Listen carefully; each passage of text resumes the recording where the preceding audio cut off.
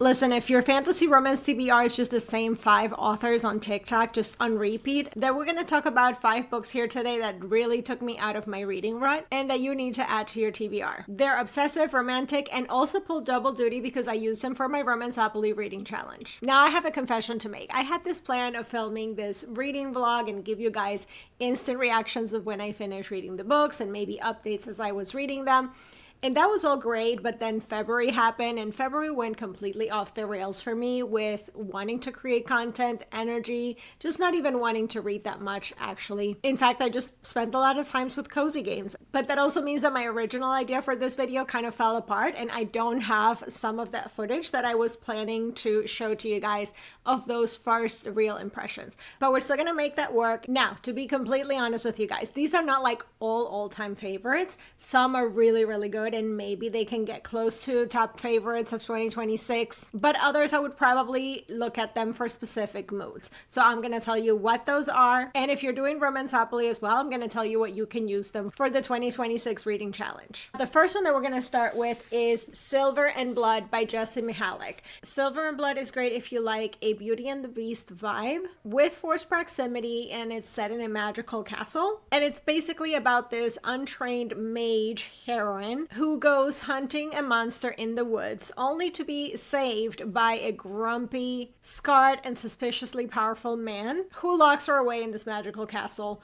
for her own good. And like, she's able to ask things of this castle and all of these things, and as she's discovering her powers and discovering who she really is and who he really is, and it's just lots of hidden identities. Plus, it is a fate romance. And I do have some footage of my initial reactions when I was reading this, so let's go see what I had to say. All right, so I'm gonna be starting one of my most anticipated fantasy romance reads of the year. I actually got this book back in, I think, October. I talked about it in my full Witchcore curriculum. I didn't read it. So I am super excited to get to it. It is by one of my favorite authors if you have not been reading her. Absolute must. It is Silver and Blood by Jessie Mihalik, and we're going to dive into this one. It's phase, it's court politics, it's all kinds of stuff. So I am really excited to dive in. Okay, quick update, like mid-reading. I haven't been able to put this book down. It is so good. Just breezing right through it. It is amazing. Like the story, the pacing, the characters, it is just everything that I would want in a fantasy romance, which is not like your typical romantasy. So I definitely think that I'm really going to love it, and it might end up being my first 5-star read of the year. Yay! I have now finished reading Silver and Blood by Jessie Mihalik, and it is so good. It is going to be my first 5-star read of the year, and I find it funny because it's not necessarily like super innovative, although I did find like the magic system was really interesting and maybe something that little details I haven't seen before. But in terms of like the politics and the royalty and all of those things, I don't think it was like super unique, but just the way that those known elements are laid out and the types of characters and relationships that we are seeing, I feel like it was just all done and packaged in the way that works for me when it comes to romantasy, which normally I feel like it doesn't really have that when I read normal, let's call it normal romantasy, but I feel like it is more character development, a little bit more slow burn. There's, you know, kind of like you're really earning them being together, and I just thoroughly really enjoyed it. I feel like just in general, Jessie Mihalik's writing, it just jives with me. It gives me all of that development of the story and the world building, and it's just giving us enough where we know that there's going to be more coming in the second book. And yes, it does end in a cliffhanger, so it's not like, I mean, I guess for me it wasn't like super like heavy cliffhanger, but it is there. So obviously it does leave you hanging for what's going to happen in the next book. And I am just personally so excited for it. I can't wait. I don't know when it's coming out. It better come out soon because I want to read it. But more of that is just because I really think that Jessie Mihalik's writing is just so good. I feel like if you are really into like the old school paranormal romance or the old school urban fantasy with some romance, you're really going to gravitate to her writing. And also, like, just these two characters in general, I really love the characters. We do have a heroine who doesn't really know much about herself even. So she is coming into her own, a little bit of like secret identities or whatever. So I definitely highly recommend this. And if you have not read Justin Mihalik in general, you're missing out. If you want to try something new, definitely go for more of the Polaris Rising. I think that's a great starting, and in fact that would also work for Nexus Hall because it is a space opera romance. She is amazing, and I feel like she's so underrated. Like, I don't see so many people talk about her. I know that most of what she's written before is like sci-fi space opera type romances, and I'm excited that I now have this fantasy romance that I can shout from the rooftop and tell you guys all to read it. All right, so 5-star read, Silver and Blood by Justin Mihalik, highly recommend. And now we're gonna look at Romanceopoly and the prompts so that you know what you can use this for. I'm only going to look at fantasy theory prompts because that is the department that we're working with here with the books today. So for Silver and Blood by Justin Mihalik, you definitely can use this for Crown Spire Tower because it is a romantasy book with royalty. Now, you also can use this for Rune Hall because it is a fantasy romance, technically with a unique magic system. There are some unique elements to the magic system in here, and it is for sure a slow burn. So definitely can work for that. And also can work for Thorn Court because that is to read a romance featuring Fae. It is a Fae romance. And then for Nexus Hall, now this would be a little bit of a stretch, but technically there is a part of the story where they are moving between kind of realms. So there is sort of a portal in there. So a little bit of a stretch, is not quite what portal fantasy I would say, you know, in general would be, but if you really needed to stretch it, you can do that. And for Battle and Bond Academy, I mean, the hero is not a warrior or a warlord, but he is a protector.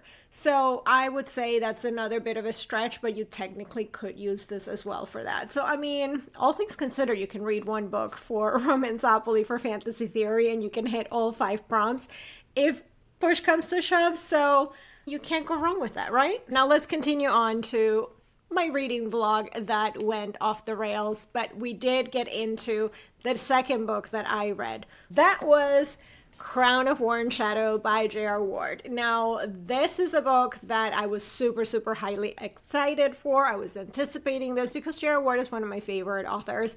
And this was something new from her because we really haven't seen her write proper fantasy romance before. So I was excited to read this. I do have actually an interview with J.R. Ward here on the channel if you want to check it out and hear us talk about this more. So I will leave that link for you guys to check it out. This is basically high stakes survival, but it's also a bit medieval meets Indiana Jones. That's kind of the vibe. And also we follow this outcast heroine who is basically cursed, or so she thinks, with these powers, mystical powers, who is at risk of getting killed. And she has to make a deal with a mercenary, very brooding and scarred mercenary, in order to get safe passage with his help to deliver a crown, which hopefully will help her lands get protection from these demons that are crossing over into their realm. And so they go on this almost like a journey, a road trip together, a road trip on horses, of course, through these really dangerous landscapes, and they have to battle all these creatures and hopefully enlist some help to get rid of the demons. But yeah, let's dive into my thoughts on reading Crown of War and Shadow by J.R. Ward. So we are starting 2 more books because I couldn't start one apparently. So one I am starting digitally. It's an arc of King of Ravens by Claire Sager. I started reading Claire Sager in end of 2024, so I've read a couple of books by her. I really enjoy her writing. So far, King of Ravens is starting off a little bit, could be triggering, so a bit better check, like trigger warning, especially around illness. Definitely a little bit slower pace to get into. However, I am 8% in. So we are now starting to really see the Fae world and how that's going to start coming into play, which I have found so far really fascinating, because there's like a bargain that the parents of our heroine made before she was even born. So basically they didn't even know that they were pregnant. The father was out at sea and he made this bargain to basically survive a horrible storm out at sea, and he had to give his firstborn daughter. And there she was born, and they've been trying to kind of hide her, but you know, it's caught up to them. So that's basically where we're at. And I am excited to now start coming into this and seeing what really develops with the Fae element of the story. So far I am enjoying it. It's a little bit slower. And another one that I also will say it's a little bit slow to start is Crown of War and Shadow by J.R. Ward. So this one is J.R. Ward. I think it's her first fantasy romance. Don't quote me on it, but I think it is her first one.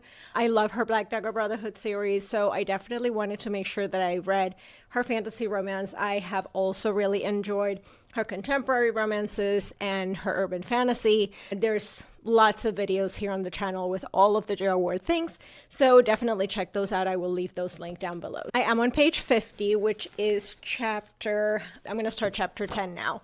So far, again, it's a little bit slow to start. It kind of gives me vibes of the Scribe Virgin in the Black Dagger Brotherhood series. So like the heroine kind of reminds me of the Scribe Virgin, almost like if that was her origin story.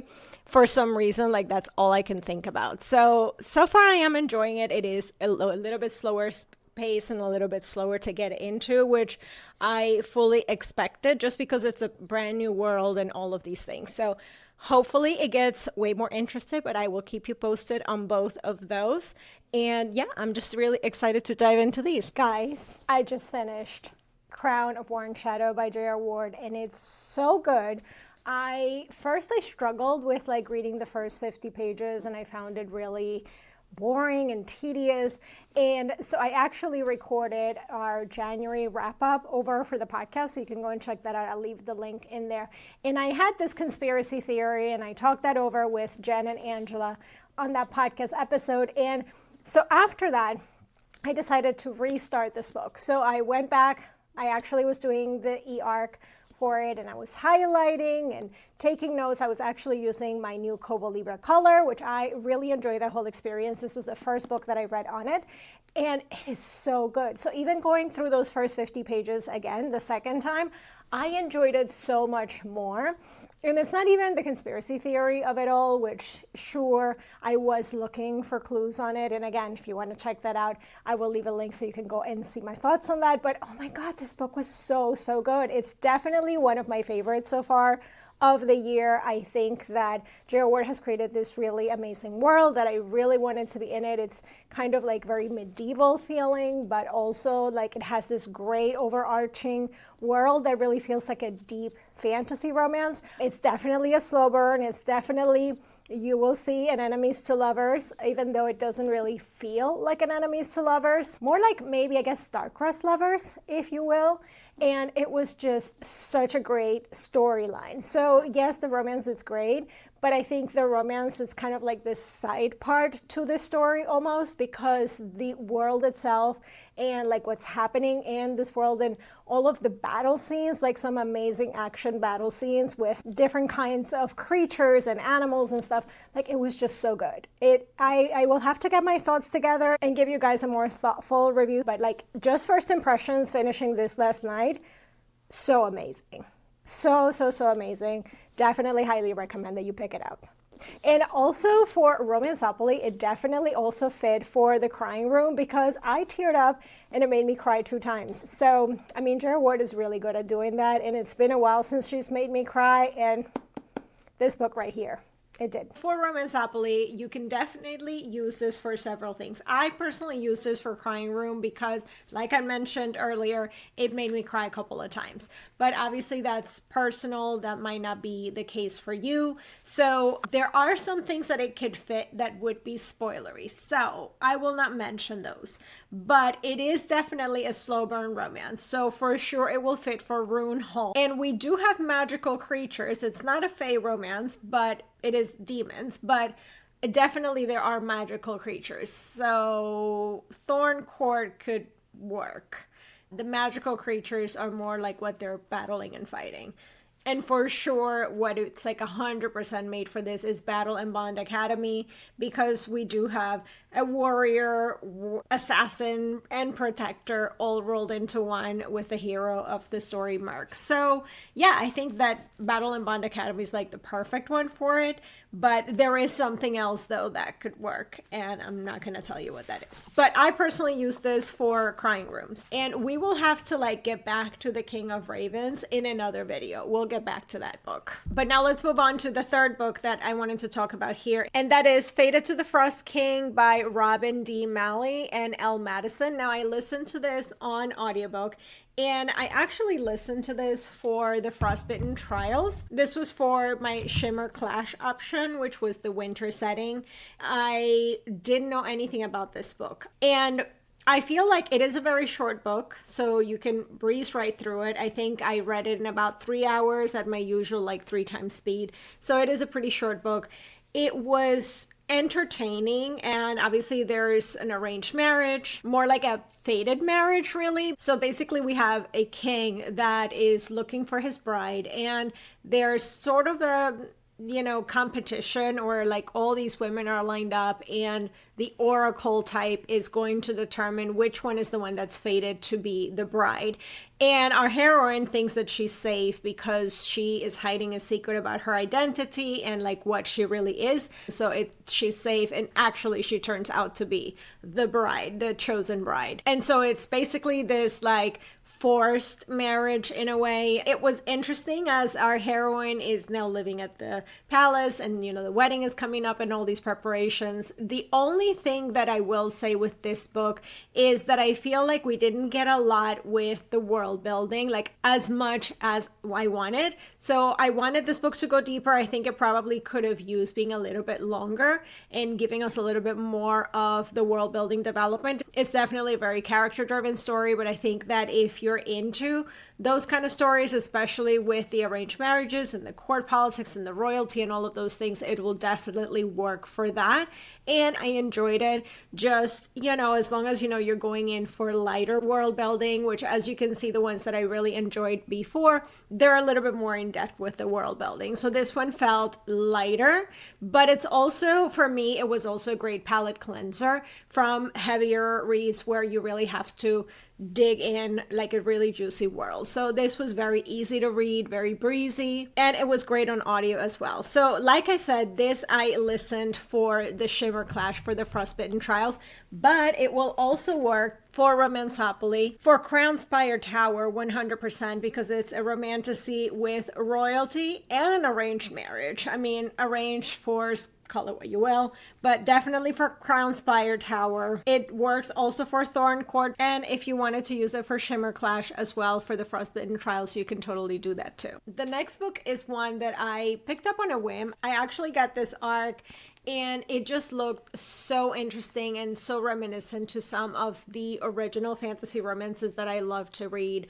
And that is The Trident and the Pearl by Sarah K.L. Wilson. Now, this was marketed as a debut romantasy by this author. It's not her debut novel, but like a debut in the romantasy genre. I almost want to say that calling this romantasy kind of does it a disservice, only because it leans way more epic fantasy than romantasy. And like in my mind, there is a distinction. I don't want to just lump all of them together as fantasy romances. So I will say be cautious of that, because like the romantic element of this is a much smaller aspect. It is there. It is there. It is slow burn, whatever you want to call it. But just know that that's going to be a smaller element of this, and you're in here more for the epic fantasy ride of the story. It is a pretty chunky one, but so let's get into the premise in this one. We have a desperate queen here that bargains with the gods in order to save her kingdom. Her husband had just died, and in her bargain with the gods, she has to promise that she's going to marry the first man that walks on her pier. And she's thinking that it's going to be some heroic prince or whatever. And it turns out to be this injured, grumpy fisherman. And she has to follow through with it, right? So they marry, and she has to go off with her fisherman. And he actually is no fisherman at all. And he happens to be the god of the sea in disguise. And now they're married. And of course, he has his own agenda and his own world of issues, and all of that is also tied to the gods that she bargained with. So there's this epic journey. There is also kind of like epic romance to it as well, mythology in here. Now, in terms of the romance, one thing that I did not love is the fact that there's a lot of miscommunication in here. And I think that that did pull me out of the story. But the first like 30-40% of this book, I was absolutely loving it. So I'm a big fan of Jacqueline Carey and Bishop, like those kinds of fantasy romance authors. I was so locked in because it was really reminiscent to reading one of those epic stories. Like just everything was just so vivid and just great descriptions. And I was so into the world and what was happening in the mythology and the battles and the danger that was looming and all of the things. So if you're into those authors, I would definitely suggest that you check out this book. But if you're really into more of the lighter, fluffier romantasy, like the one that I just talked about, Fated to the Frost King, then this might be a little too much. So definitely know what you're getting into or what mood you're in. But if you're in the mood for like really an epic ride, this was really fun. I really enjoyed it. Again, just know that you're going to get into some miscommunication. And there were some parts where I was really not trusting the process and thinking that things that may not be going in a good direction, and should I be trusting the author? That was on me. And at the end of the day, I really ended up liking this. So I'm just excited overall to continue. But if you're looking for something that is newer, but it does have those vibes of the Jacqueline Careys and the Anne Bishops and the Juliet Marilliere, then maybe consider picking up the Trident and the Pearl. Again, I do think using the word romantasy does it a disservice, but just go into expecting like an epic fantasy with romance. I hope that clears up the distinction. I know in my head is really clear the distinction, but you know, words sometimes have different meaning for different people. Nevertheless, lots of fun. Now for Romanceopoly, this will work for definitely for Crownspire Tower because it does have royalty and an arranged marriage. So that 100%. For Runehall as well, it is slow burn romance. And you could also use it for Battle and Bond Academy, really, because we do have warriors and protectors. I mean, even our heroine, who is a queen, she is a protector of her people, and she's doing a lot of sacrifices in order to keep them safe throughout the book as well, not just the bargain with the gods. And then the last book for today is one that I just finished reading recently. That is The Second Death of Locke by V.L. Bovalino. Now, I used this obviously for Romanceopoly. I had picked it out for my March TBR, which was also something that you guys recommended over on the Discord server. So I did have a TBR video where I picked books that were recommended on the Discord server. However, I also had this on my 26 books that I wanted to read in 2026. So I had to pick it up. And I've basically been hearing about this book since last year, and it just sounded really good. I love the fact that we have a female bodyguard, and I know that we all really love a good yarn, and I think that this one really delivers on that. Basically, we're dealing with a female bodyguard and a mage, lots of magical powers, hidden identities as well. And what I really loved is the fact that as much as the hero would do anything for her, but our heroine would burn the world down for him. So this is another one that if you like epic fantasies, Jacqueline Carey and Anne Bishop and the Sarah K.L. Wilson, this is definitely one that you should check out.